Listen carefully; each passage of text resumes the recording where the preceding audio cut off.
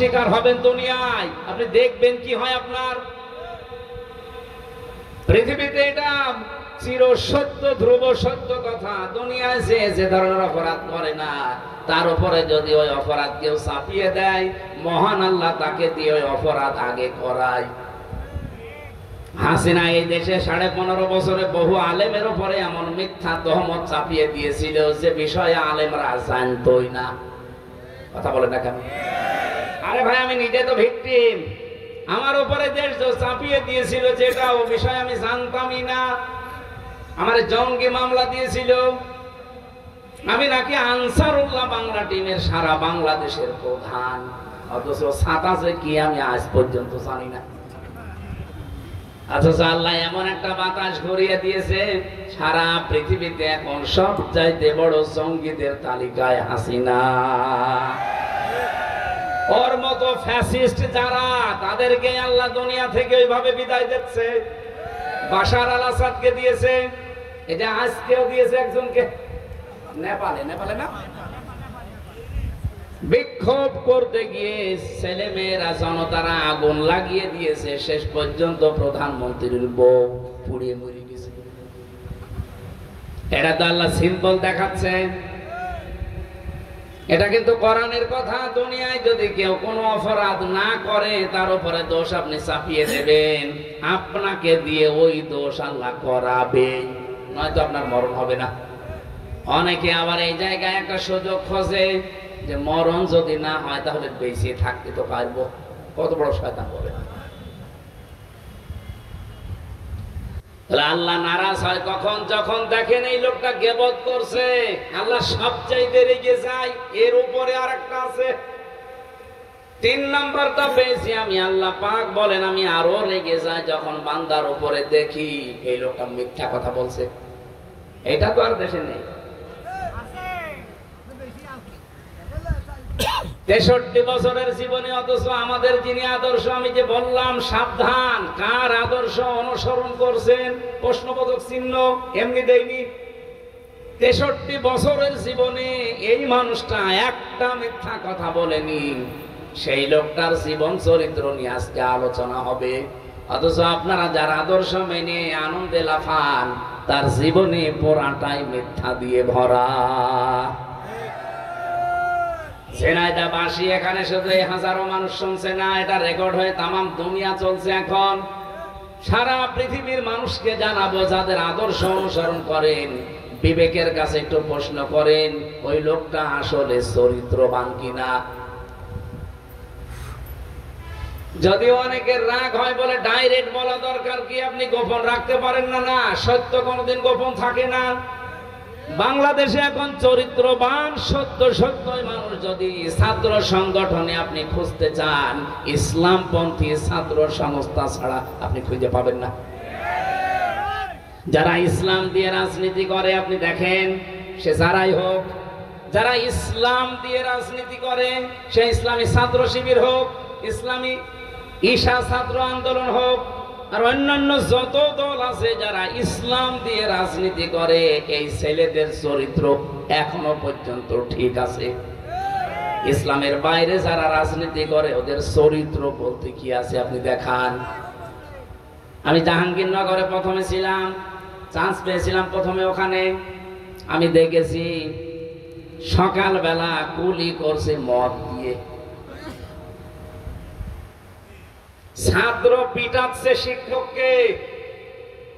এখনো পর্যন্ত এরকম বেয়াদব বাংলাদেশে আছে না নেই? আজকে একজন এরকম বেয়াদবি করছিল দেখলাম। শিক্ষকের সামনে যদি টেবিলে চাপড় দিয়ে চোখ গরম করে তুই তোকারি করতে পারে, ও জীবনে কি করবে?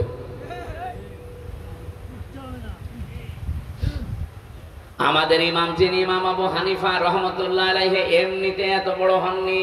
তার জীবনী পড়তে গিয়ে দেখলাম তিনি প্রথম জীবনে গরিবের সন্তান ছিলেন। ছোট বয়সে তার মা দিয়েছে তাকে মাদ্রাসায়, মক্তবের শিক্ষক তাকে পড়াচ্ছে আলিফ বা তা সা।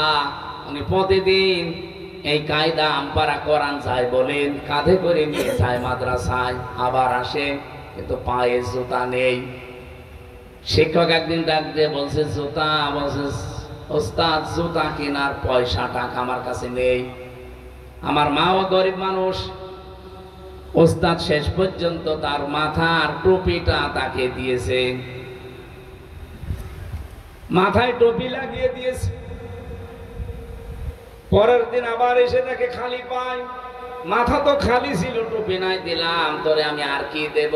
শেষে ওস্তাদ একটা ছিঁড়া স্যান্ডেল ছিল, জুতা চামড়ার, বলছে এইটা নিয়ে যা, তোর যখন কিছু নেই এইটা পাই দিয়ে অন্তত আসবি।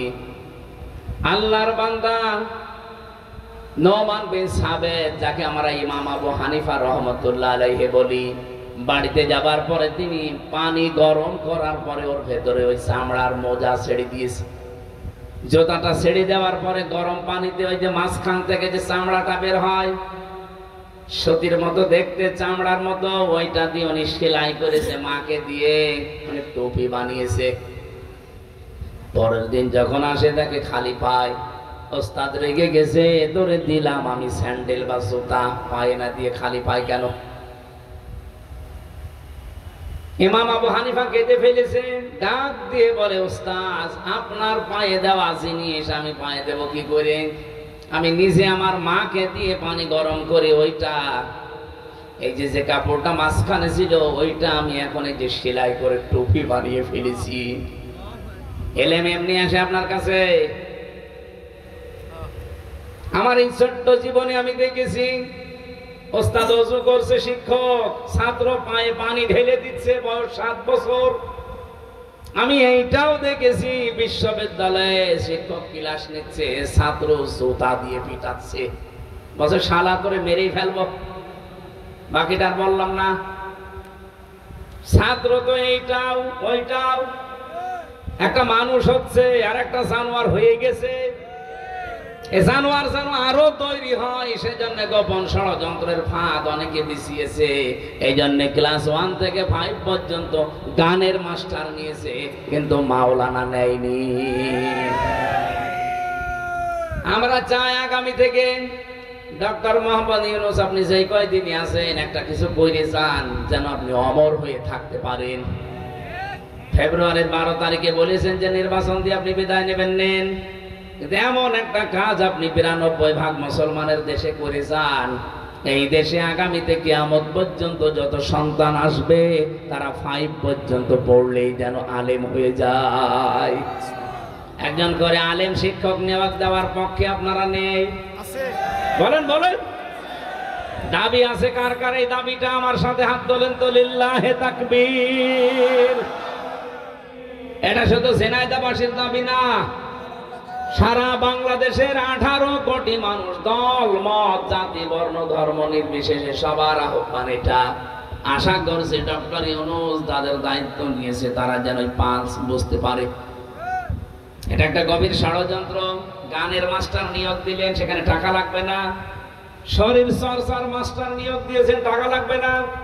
মুসলমানদের টাকা দিয়ে আপনি বেতন দেবেন গান শেখাতে, নাচ শেখাতে, শরীর চর্চা করতে। এই মুসলমানদের টাকা দিয়ে একজন আলেমকে রাখার ক্ষমতা আপনার হয় না। এমনিতেই মাস্টার্সে পড়ে শিক্ষক পিটাবে। আজকে এই গয়েশ চন্দ্র, কি ওর নাম? গয়েশ চন্দ্র, হ্যাঁ, গণেশ। এই গণেশের বাচ্চা গণেশ আজকে যা করেছে একজন শিক্ষকের সামনে, এটা কোন ছাত্রের আচরণ হতে পারে না। এর আচরণ যদি এই হয়, ওর সামনে কি করবে ওর চোখ মুখ দেখে জাতি বুঝে ফেলেছে। আশা করব আপনারা একটা মাজলুম দল যারা সর্বোচ্চ দায়িত্বে আছেন, এরকম বেয়াদব গুলোকে ঘাড়ে ধাক্কা দিয়ে বের করে দিন।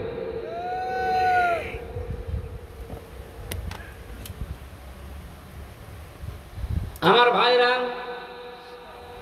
মিথ্যা কথা বলা বন্ধ করা দরকার। মিথ্যা সকল পাপের মা বা মূল। নবীজি বলেন, আল্লাহ যদি একেবারে সর্বশেষ ফাইনাল রেগে যায় কারো উপরে, যে লোকটা সুদ খায়, জেনায় সুদ নেই, আর ব্যাংকের মাধ্যমে ওগুলো তো আছে। এমনকি গ্রাম এলাকায় দেখি টাকা ছেড়ে রাখে, টাকা আসে, 1000 টাকা দিয়ে রাখে, 100 টাকা করে বেশি দেয়। ওকে তো জানে এটা সুদ, ও জানে এটা মায়ের সাথে জেনা করার শামিল, তারপরও খায়। আল্লাহ সবচাইতে বেশি রেগে যায় এই জায়গায়। এমন রাগে আল্লাহ বলেন, ফাইল্লাম তাফআলু ফাআযানু বিহারবিম মিনাল্লাহি ওয়া রাসূলিহি।